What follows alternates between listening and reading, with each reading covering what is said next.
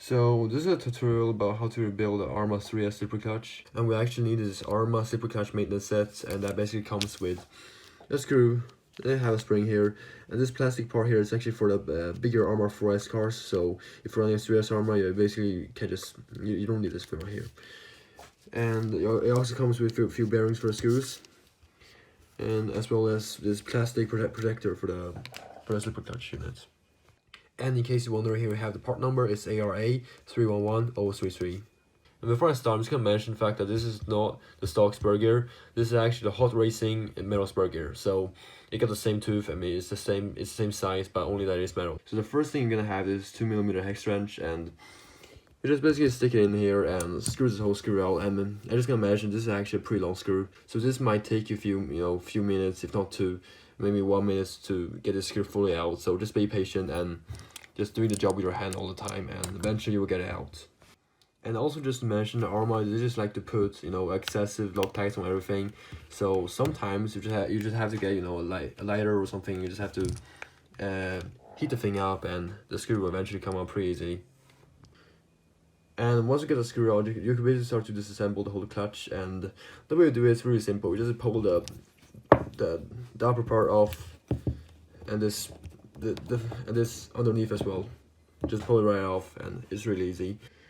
And the first thing you do is actually check the wear of the slipper pads, and the way to do it is really simple. You just basically put your finger here and feel it.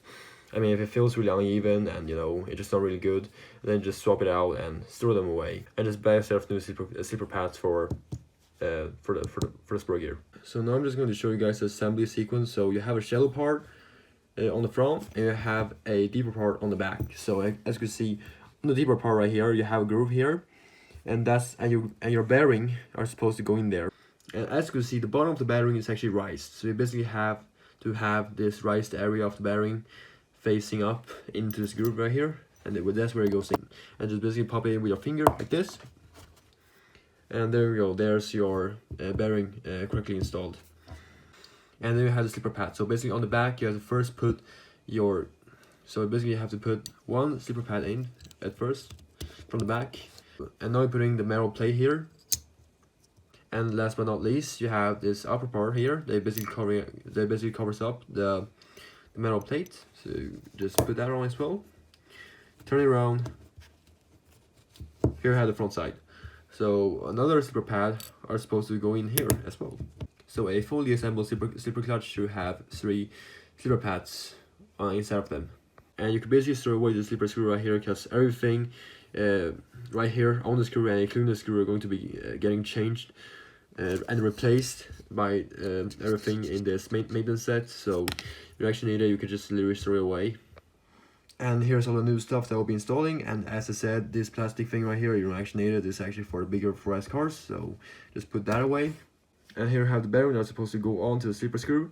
And as you can see here, you have kind of a roll design here on the one side of this the metal plate. And basically you flip over, and this surface on the back is basically flat, and the other side is actually it's kind of sunken down, and as well as this one here is basically the same. And the way we assemble the bearings is the first metal plate on the bottom, you need to have the rails facing up, and inside and between here you need to have the bearing. And it doesn't matter which side you put the bearing, I mean, it doesn't matter. And on the top here, the top metal plate, you need to have the groove or the rail facing down. So basically the whole bearing should be sandwiched between 2 rails, and that should help the bearing spin freely. And now you're putting the spring on top of everything, all the bearings and stuff, the spring should go on top and not underneath. And this slipper plate with the rear shape on the bottom should actually go on top of the bottom side with the metal plate inside here. It should go on like this. And by the way, if your slipper clutch is like just constantly coming loose, the only thing you actually have to do is just put a little bit of Loctite on top of the screw. You don't have to be the permanent locking one, the red one. You just also use the blue one. It kind of functions the same way. And then you just put it in and tighten it up, and it should be never coming loose again. And once you get the screw fully in there, like fully tightened up, you just want to back it out about a quarter of the turn, just like so. You can do it right now on camera. Yeah, that should be good. And just 1 quarter of a turn, and that's where like my slipper clutch to be set up with. And lastly, we're just going to slide this plastic protector onto the upper shaft of the transmission. And there you go, your slipper clutch maintenance has been done.